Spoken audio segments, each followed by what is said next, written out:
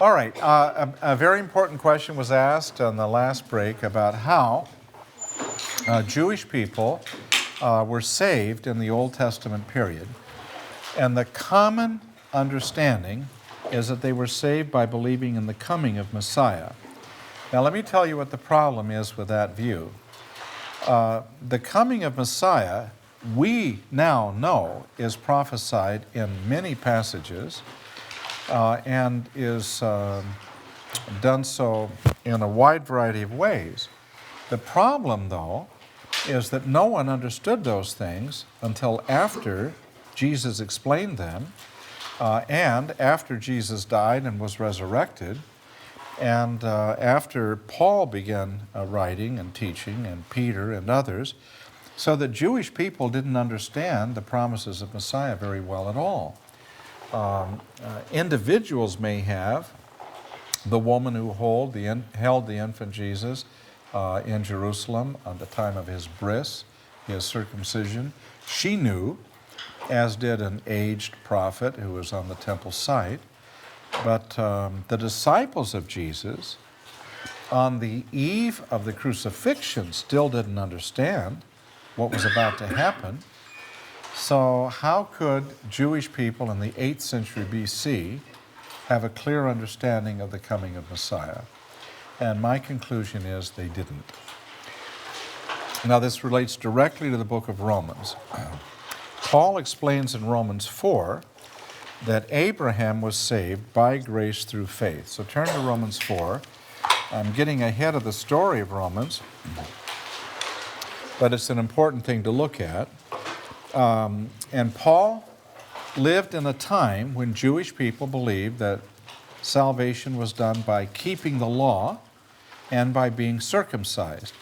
Now the deal about circumcision is it was done of babies and baby boys. So a baby boy would be circumcised, and if anything, that was really an act of faith of the parents, not of the 8-day-old infant. But a Jewish boy would grow and be taught Torah, would come through the rite, R-I-T-E, of passage that today is called bar mitzvah, and that would be sort of the equivalent of confirmation. And at that point, the Jewish young man would confirm the faith that he was circumcised in. But the plan was all works righteousness, the way Jews understood it. And Paul says that isn't the truth. That isn't the case. And Paul says in chapter 4, if Abraham was justified by works, he could boast. But we've already read in Ephesians that we're saved by grace through faith, and no one can boast about that. So verse 3 says, what does the Bible say? This is so wonderful. What does the Bible say? And what does he quote? Well, he quotes the single most important verse, in my view, in all the Bible on justification by grace through faith. And that's Genesis 15:6. Genesis 15:6 actually has only 5 words in it, in the Hebrew text. And yet, those 5 words are the most significant 5 words in all of Hebrew Bible. It says, Ve'ha'amin, and he believed, Badonai, in Yahweh, Vachak sheveha, and he reckoned it lo to him as tzedakah, righteousness. So I told you I'd tell you about righteousness, the Hebrew word.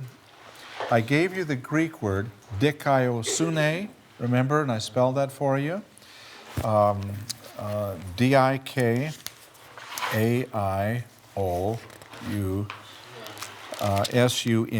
dikaiosune. Did I spell that correctly? D-I-K-A-I-O-S-U-N-E.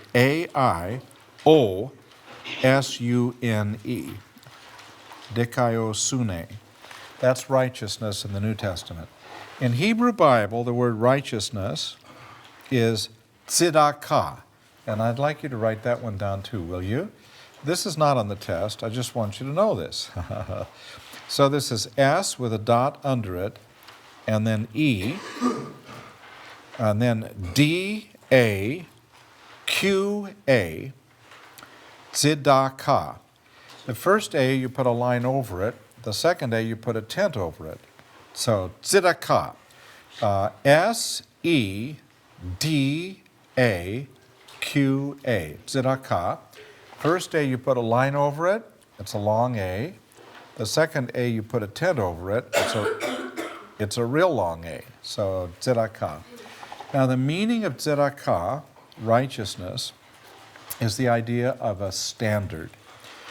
I hope I can remember to bring these next time. I have 2 stone weights from the time of Abraham, which is really fitting for this passage. In Abraham's day, there were no coins. Coinage wasn't done until the Persian period. So when Abraham bought the cave Machpelah for a number of pieces of silver in Genesis chapter 23, there was a simple scale that was held in someone's hand. And on the one side of the scale, they put a stone weight. On the other side, he put pieces of silver. And when the pieces of silver balanced the stone weight, then that was a measurement, and the measure is called a shekel. And there were 23 shekels in payment. So the concept of shekel is, it simply means measurement or weight. And in the Bible, in Torah, we're told that a man is not to have 2 sets of weights, one when he buys and one when he sells. That your weights are to be tzedakah. And tzedakah means according to standard. Now, I just misspoke a moment ago. It was Genesis 23, but the number of shekels was 400. By the way, that must have been a very large amount of silver, 400 shekels. That must have been an immense amount of silver. At a time when you could buy a slave for 30 shekels, 400 shekels was a huge amount of money. Amount of value. It isn't coins. When I say money, it was silver weight. Well, and the Bible says when you have these weights, they're to be according to the standard, so that weight here in one town and weight here in another town will agree. And we have the same pattern today. We have a department, a bureau of weights and standards. And weights are supposed to be right. When you buy gasoline, the gas tank, the pump has a seal on it because it's periodically tested by someone from a weights and standards department. And you want to be sure you're getting the full gallon you're paying for, and that you're not being shorted. And obviously you could be, couldn't you? You could be getting a few ounces short of a gallon, and you wouldn't notice that, a few ounces, but over a period of time, the gas station is going to make a lot of money by shorting you on just a few ounces per gallon. So that's why every pump is supposed to be tested. Well, that's what righteousness means, according to standard. And righteousness of God is the standard He sets, which has no deviation whatever. It's an absolute standard. Dr. Walvoord, the longtime president of Dallas Seminary, told us when I was a student 40 years ago, oh, I hate to say that, but it's true. 40 years ago, when I was a student, he told us that he was invited to speak at NASA, and he was wondering what he would say to NASA engineers. And someone advised him, a friend of his, you know, these are engineers who are dealing with very precise measurements. Why don't you talk to them about God's standards? So he interviewed some engineers and asked what kind of tolerance levels they work with. And I don't remember what it was, but it was, beyond my ability to understand, as, so many measurements beyond the decimal point, as to be almost unbelievable, but that's what they had to deal with as they're working with such precision. And then he said, let me tell you what God's standard of tolerance is. Absolute zero. And some of these engineers were just shocked to hear that. Well, you have to have some leeway. Absolute zero tolerance for deviation. And that really, really hit them. But that's what righteousness means in the Bible, tzedakah. And the point is, we can't do it, but God can give it. And that's what God gave to Abraham. That's what the verse says. It says, he believed in Yahweh, and he, the Lord, reckoned it to him as righteousness. Now here's Paul's argument in Romans 4. It's really powerful. To Jewish people who thought circumcision was a saving factor, it was salvific, Paul said, just think about chronology. Abraham, Avram, was justified in what we call chapter 15. Chapters weren't then in Paul's day, but it's the same chronology. Later, Abraham was commanded to be circumcised. So he was circumcised. He allowed that to be done to himself as an act of obedience after he was already justified. Therefore, Paul says, he was not justified by circumcision, but having been justified, he then obeyed God and was circumcised. So circumcision was a mark of his obedience, but it was not an aspect of his salvation. Do you hear the logic of that? That's really powerful. All right, now turn to Exodus 14. Exodus 14, I say this in all of my classes because I think it's so important. Exodus 14 is the last stage of the story of God's deliverance of Israel from Egypt. And that story began when Moses came in the power of God and stood before Pharaoh and said, let my people go. And Pharaoh said, no. And this relates to the book of Romans as well. I have you in Exodus 14, but put something there and turn to Romans chapter 9, and you'll see what I'm about to say relates to Romans as well. Romans chapter 9 talks about Pharaoh and about God's word.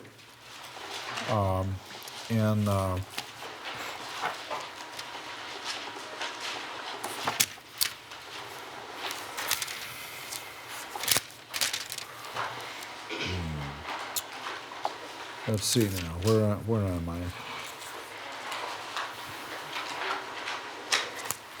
Romans 9, verse 17.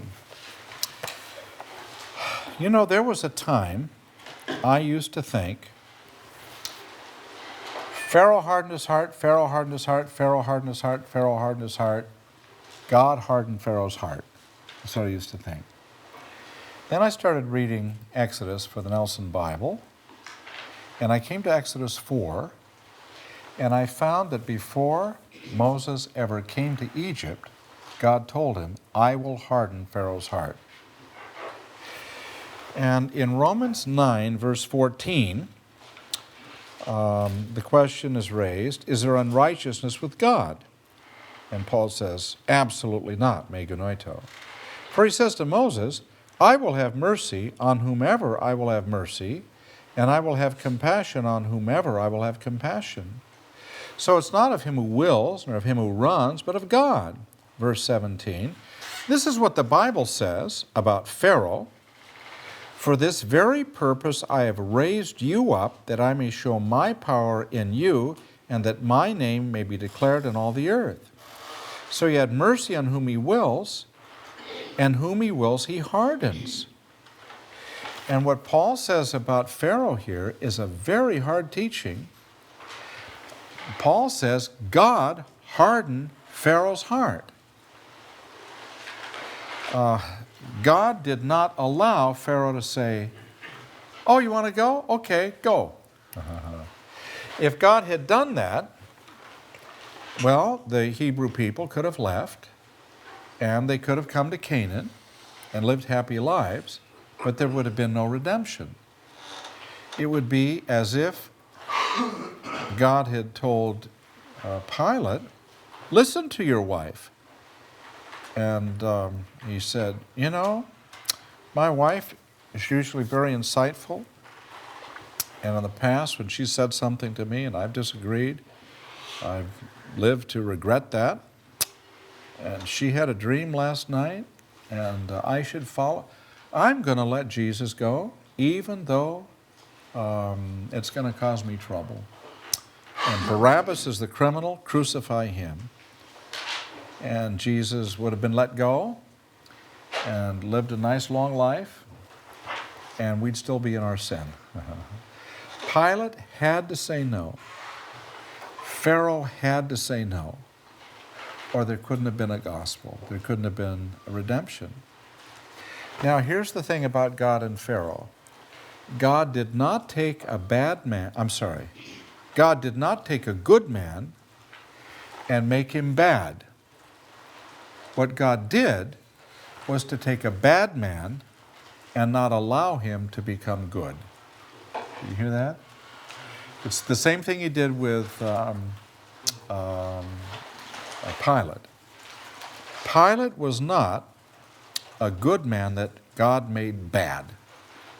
He was a bad man that God did not allow to be good. How about Judas? Judas, it was necessary for him to betray Jesus. And there again, God allowed his base nature to run its full course. God allowed that. No. He was a bad man? Yeah, Judas, well, it's possible he repented. It's possible that when he flung the silver coins at the priests, that he repented. It's possible that when he took his life, it was an act of remorse. We don't know. But he certainly didn't do a good thing, did he? Yeah. What about his back history? Well, I can't go into Judas because I hardly know Pharaoh. Anyway, Exodus 14 is the end of that story. The story began with Pharaoh saying no, and then came the plagues, 10 of them. And the 10th plague was the worst. And finally Pharaoh says, go, get out of here. And you need some help? We'll give you stuff. You need carts, you need animals, take what you want, just go. And they left, and then he thought, oh my, the word's going to get out. Their gods are better than my gods, my reputation, I've lost face. So he decides to go and destroy them. And so now you come to Exodus 14, and the water is before them, the mountains ring them from behind, and the armies of Pharaoh are coming upon them. You talk about being between a rock and a hard place. That was really it. And then God turned one enemy against the other and delivered them. And that's the great story of the Exodus. Now, chapter 14 in prose describes in verse 31 something that's just astonishing. It says, Israel saw the great work which Yahweh had done against the Egyptians. Hebrew text actually says the great hand. But Israel saw that. And then it says, the people feared the Lord. They feared Yahweh. Now, we've had this word fear before. This is the word not of fright or terror, but this is the word fear, meaning respect and honor and reverence and awe, A-W-E. In Hebrew Bible, when it talks about people fearing the Lord, this means they've come to faith. This is the same word we had in Jonah chapter 1 of the sailors who feared Yahweh. First they feared the ocean, then they feared and the wind, then they feared Jonah, but then they feared Yahweh, and by that they came to faith. And just so we know that's the case, in this verse it's glossed by saying, and they believed in Yahweh and in Moses his servant. And the Hebrew expression, they believed in Yahweh, is the same verb and the same preposition and the same object as in Genesis 15:6. Avram believed in Yahweh. Here, the nation believed in Yahweh. And if God counted the faith of Avram as righteousness, God then counted the faith of the people as righteousness. Same issue, same result. And we know that to be the case because of the words that follow in the psalm. In the psalm that they sing, they affirm their faith in God. In Exodus 15:2, the second part, where it says, "This is my God," that's where the individual is affirming his or her faith in God. This is a positive affirmation. This is a statement of faith. This is my God. It's just like my young friend did when she was at this church service, and she saw these young boys, and she thought, they're just a little younger than I, and look at them. And she came to faith that day. It was so exciting. Well, here's a nation that came to faith, and the individual is saying, "This is my God. I'll adore him." And then, "God of my father." Now, when they say God of my father, that's not the male parent. That is Avram. It's Abraham. And by saying God of my father, they're saying, I believe the same way Abraham did. So saving faith in the Old Testament was believing in God.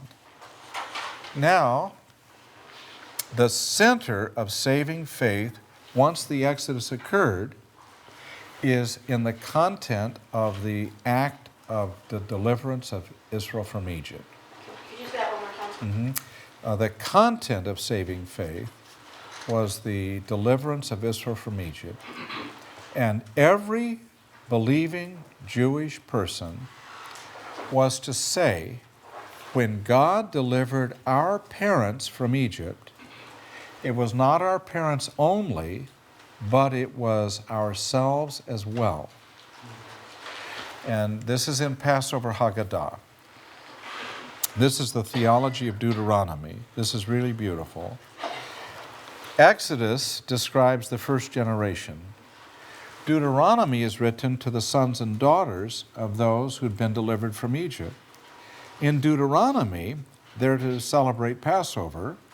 And when they celebrate Passover, their children, who are the third generation, are going to ask, why are you doing this? And the answer was to be, we're doing this because of what the Lord did for us when he delivered us from Egypt. But in fact, it was not they who were delivered, it was their parents. But they're to say, no, it was us as well. Because when God delivered our parents, he delivered us as well. And you, if you believe, the third generation. And the third generation will tell their children, and their children will tell their children, and 100 generations later they'll say, when God delivered us from Egypt, because Passover Haggadah says, every person in every generation is obligated to say, when Yahweh delivered me from Egypt, me and not our fathers only. Now this is what you and I do when we talk about the death of Jesus. When we say that Jesus died for our sins, we're saying he died not just for the sins of those people who were alive at the time and who were cowering there beneath the cross or hidden in houses weeping, disconsolate. It wasn't just for their sins, but for our sins as well. Therefore, there's a sense in which we were there when Jesus died. By faith, we appropriate that, by God's gift of faith, as something that happened for us. And that's what Israel was to do as well. So from the time of the Exodus to the time of the gospel, the content of saving faith was that God delivered us from Egypt when he delivered our parents, our ancestors from Egypt. We were there, and God delivered us as well. That was the content of saving faith. Now, along the way, they had a developing sense of the coming of a promised one. But they didn't know how that would work out. No one did. because there were so many prophecies, no one could put them all together. And it's only after the resurrection that Jesus explained to the disciples on the road to Emmaus how everything worked. And then Paul begins to explain, after going to his seminary program in the desert, how things really work. Okay? Question about that? It's enormously important. Yes? Well, I guess I'm just a little confused, and it's probably an obvious answer, but when they're in the desert and they're grumbling and unbelief, I don't understand how they are somewhat justified in a sense by saying it's our fathers Okay. and they don't get in the promised land. Very good question. And I just, on my sabbatical, I rewrote my commentary on Numbers. So I'm really up on the grumbling. I wasn't grumbling, but I was studying their grumbles. And the deal is, saved people can behave very badly, right? And they behave very badly, not only in the wilderness, but right at the base of Mount Sinai, didn't they? They thought Moses was a goner, and they worshiped the golden calf right at the base of Mount Sinai, right at the base of the holy mountain. And that's outrageous, isn't it? So people have thought, well, they must have been lost, but they weren't. They were behaving badly. Now, when I say that the nation believed, I don't mean every individual without exception, but I mean the larger number. But certainly there were some Hebrew people who didn't really get it, and when things were going well, they said, okay, for the Lord, but when things went badly, then they jumped on the murmuring motif again. And then, remember, there was the so-called mixed multitude, people who left with them, and many of them were not saved, probably, but some of them were. One of them married Moses, the African woman that's mentioned in Numbers 12. I mentioned that early in our semester, I think. So the murmuring was by people who come to faith in God, but they complained a lot because things weren't going well. Now, at Kadesh, that was the great crisis, and that's where they believed the wicked report of the wicked spies, all the lies, and they didn't believe that God, who brought them out of Egypt, was able to take them into Canaan. Now, God could have destroyed them all on the spot, but he didn't.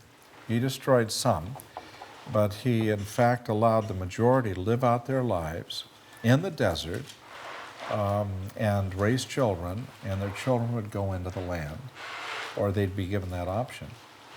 So what we have in the book of Numbers is a record of people who, for the most part, know God, but whose life is not one of ever-increasing godliness. It actually goes kind of like this, more or less like the way a lot of people's lives are today. Okay? So then them not entering the promised land was not a sign of that they weren't saved. Right. It was just, Exactly right. And I know sometimes people say the opposite, but no, they're in heaven today. So they have the blessings of eternity, but they missed the temporal blessings that God had for them in this life. And that would be like a carnal Christian who misses the blessings that God really wishes to lavish on that person in this life. But they still have heaven. But they go into eternity without the joy of having served God gladly. They come, at the Bema judgment with the smell of smoke because, all the things that they may have done either weren't done or they were done badly. Okay, Cass? She had her hand No, that's okay, you go right ahead. up.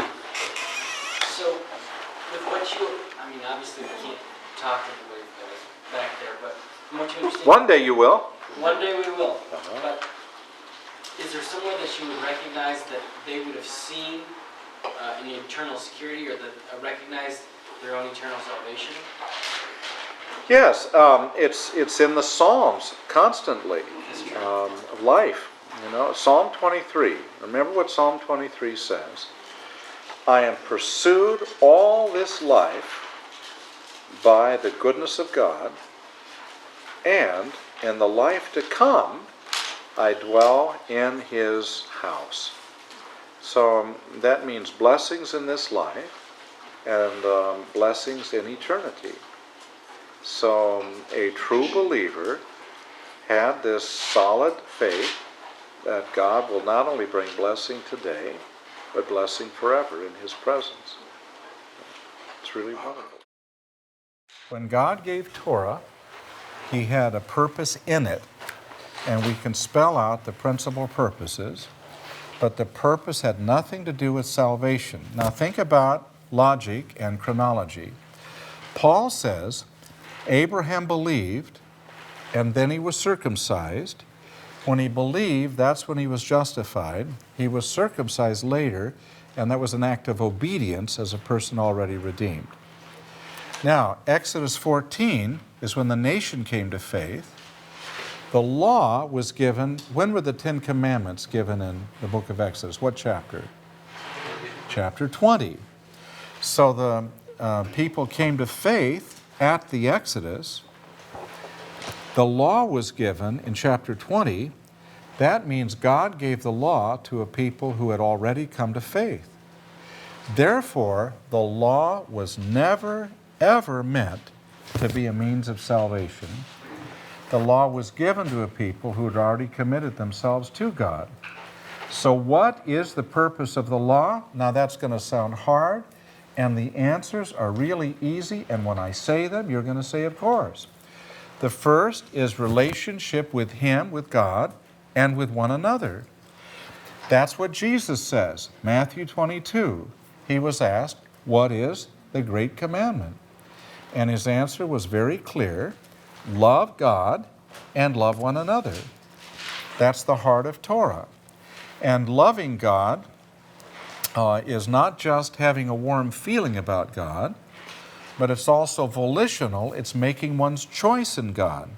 That's why love can be commanded. So in Deuteronomy 6, the great Shema, you've heard that? Shema Yisrael, Adonai Eloheinu, Adonai Echad. Hear, O Israel, Yahweh our God. That's that affirmation. Yahweh alone. Not one, that's in the paper, but Yahweh alone. Then it says, Va'ahavta et Adonai, and you shall love Yahweh, Elohechem, your God, with all your heart, with all your inner being, and you give it all you've got. Well, the loving of God is what Torah is about. Now, who's commanded to love God? Unbelievers? Absolutely not. It's people of faith. And who else are they to love? Well, one another. And that's the first purpose. Jesus makes that really clear.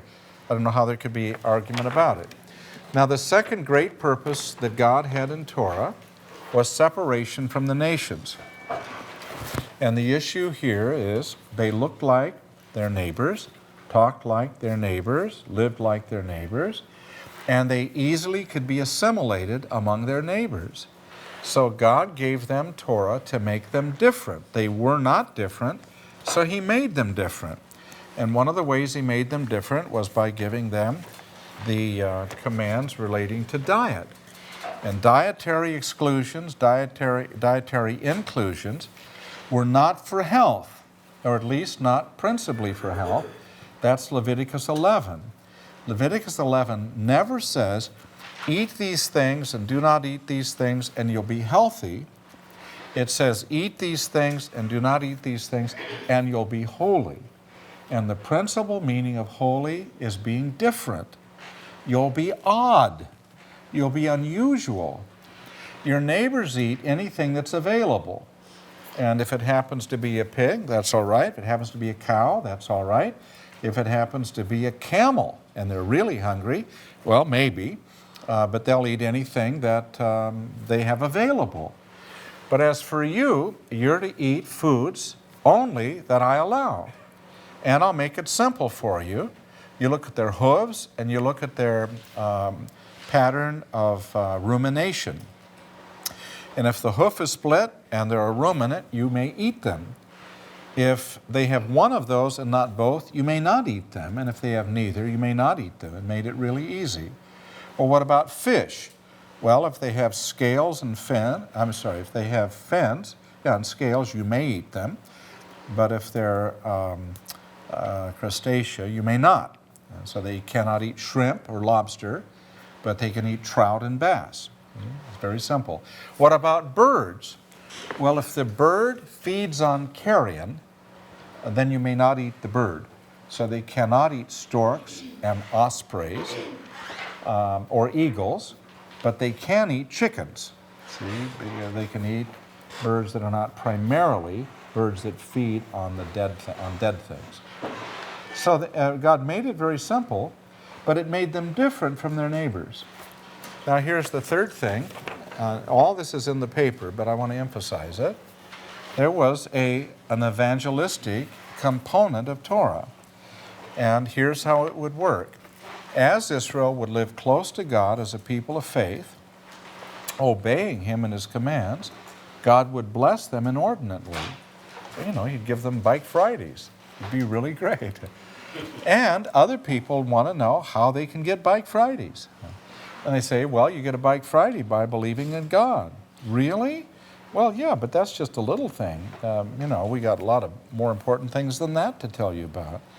Well, they would attract people by living close to God. And that would be a world mission emphasis. But as a long time ago, Dallas Seminary professor George Peters taught, the principal issue in Old Testament mission was an attractive force, movement from the outside in, centripetal, and centrifugal, inside out. That comes in the Gospel of the New Testament, where you go and tell. But in the Old Testament, people were to come to you, and then you share the Lord is good. Taste and see. Okay?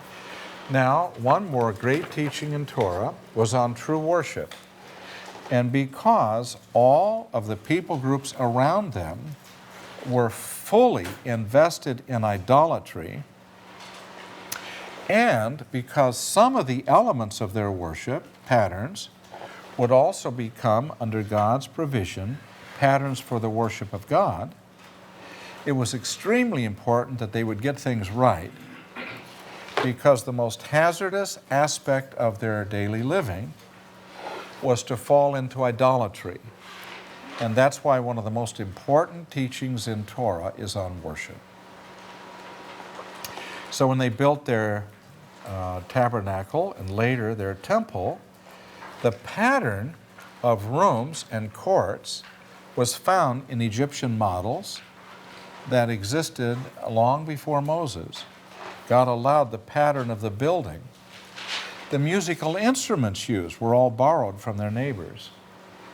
The type of melodies used and the type of music used, those were all learned from their neighbors. The fact they sacrificed animals, well, that was done by their neighbors as well.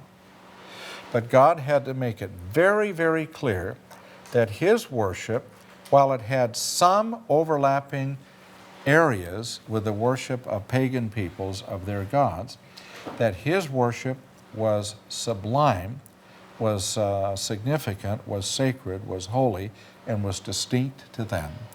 And so more information is given on worship than any other topic in Torah, just by volume of chapter and verse.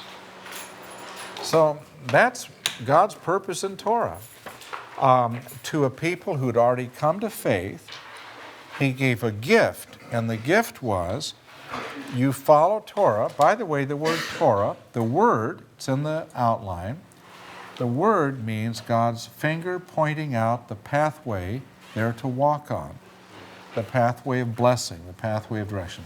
Torah comes from a verb, yara, which means to throw, like throwing a ball, and then it can be a noun, pointing with the finger, but it's not no, it's not that, it's more this. He's pointing out the direction of life that will bring glory to Him and satisfaction to them and blessing to their neighbors. That's what the point is. So Torah is a gift. That's why we had Psalm 119 with all of those verses saying, I love your law, O Lord, because it was a beautiful thing. Torah became a bad thing, if you will, when the people absolutized it in the intertestamental period, and then developed the anti-grace idea that salvation is achieved not by believing but by doing. And it's by being circumcised. Now there's something silly about that if you think about it. Circumcision is ordinarily done on an 8-year-old boy. What does the 8-year-old boy have to do with it? Nothing. It's just the parents that he was so wise to select. See what I mean? There's something silly about circumcision as a means of salvation. Circumcision was an act of obedience done by parents showing, in God's plan, showing their faith in God, that they believe salvation is by grace through faith, and people who've come to salvation are going to be obedient to God, to His commands. And if God commands that you circumcise the 8-day-old boy, that's what you do. But if circumcision saves, then how does one brag that he's circumcised when it was done to him without any volition on his part? And then has anyone ever raised the question about women? Well, if that saves the man, what saves the woman? Has anyone ever asked that question? Have you ever asked that? Have you? What would your answer be? We don't have an answer for that. See, that's what makes the whole thing so silly. So the usual answer is, well, the woman has no identity of her own, so she's saved because her husband's saved, because he's circumcised. Oh, I get it. So he's circumcised as an 8-day-old child, so the woman he marries will be saved because he was circumcised as an 8-day-old child? I mean, do people really think? Apparently not. And that's why they concluded that keeping the law would get you saved, and the book of Romans is written directly against that point of view. All right, so I have 2 minutes, so don't leave yet, okay? All right, keep your keys down, don't even jingle them, we're not done yet. The book of Romans is written to tell us that we are all under sin, every one of us. We are born in sin, and we act in sin, we live in sin, and the best we can do is never good enough to get out of sin. So that's the first major point of Romans. Gentiles are under sin, Jews are under sin. We're all under sin. So how do we get out of that? We don't. God does it for us. We need righteousness. We can't earn it. We can't buy it. We can't find it. We can't build it. God gives it to us, just as He did to Abraham, and that's a gift. It's all of God because it's all of grace. So we don't boast in it. We just thank God for it. Now, we're like those saved of Old Testament times. How are our lives working? Some not too well. Some people grumble and mumble and mess up their lives. And they want to do good, and they don't. And the good they wish to do, they wind up not doing. Does that sound familiar? That's in Romans. But God has a plan for sanctification salvation, where He can bring us into true growth in the salvation we have. And ultimately, God brings us to glorification salvation, and that's when we go home to be with Him. And we're found perfect in His sight. Now then, that takes us to chapter 8. Then chapters 9 to 11, what about the Jews? Well, we'll come back to that. And then chapter 12 to 14, well, just show me some practical outworkings. And he does that. And then the end of the book, he has this grand salutation. But the heart of the book is found in the verses we looked at. and it's, I'm not ashamed of the gospel. It is the power of God to salvation to all who believe, first to Jews, also to Greeks. For it is the righteousness of God is revealed in it from faith to faith, just as the Bible says, the righteous lives by faith.